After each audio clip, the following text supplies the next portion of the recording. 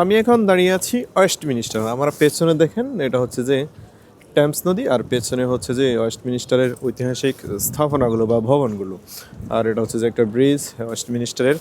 তো এই ভিডিওটা যে কারণে করা, একটা জিনিস দেখে, ব্যতিক্রম একটা জিনিস দেখে আমার কাছে ভালো লেগেছে, আপনাদের সাথে শেয়ার করার লোভ সামলাতে পারলাম না। চলুন আপনাদেরকে আমি পেছনের ক্যামেরা দিয়ে দেখাই। এখানে দেখেন একটা ওয়ালে লেখা আছে দ্য ন্যাশনাল কোভিড মেমোরিয়াল ওয়াল। তো এখানে অনেকগুলো দেশের পতাকা এবং হচ্ছে যে তাদের নিজস্ব ভাষায় কোভিড সম্পর্কে কিছু স্মৃতি লেখা আছে। দেখুন, ইউকে বা হচ্ছে যে সৌদি আরব সহ বিভিন্ন দেশের, ইসরায়েলের নামও আছে এখানে। তো এখানে যে কারণে ভিডিওটা করা, এখানে হচ্ছে বাংলাদেশের নামও লেখা আছে বা বাংলা ভাষায় কিছু এই কোভিড দেওয়ালে লেখা আছে।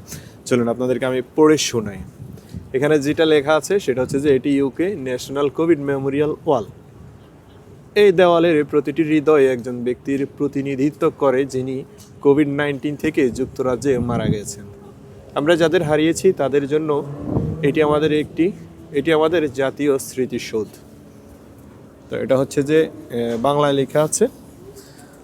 তো এই যে বিষয়গুলো হচ্ছে যে অনেক সময় বিভিন্ন ট্রান্সলেশনের অ্যাপস থেকে ট্রান্সলেশন করে এখানে স্থান দেওয়া হয়, তাই হচ্ছে যে ভাষাগত অনেক কিছু হচ্ছে যে অমিল বা তারতম্য আছে। তো এটা দেখে আমার কাছে ভালো লেগেছে। আমাদের পৃথিবীতে অসংখ্য দেশ আছে, সেগুলো থেকে গুটি কয়েকটি দেশের পতাকা এবং ভাষা এখানে স্থান পেয়েছে, যেগুলোর মধ্যেই আমাদের বাংলাদেশটাও দেখা যাচ্ছে বা দেখা গিয়েছে।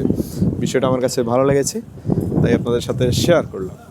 ভালো থাকবেন সবাই, আল্লাহ হাফেজ।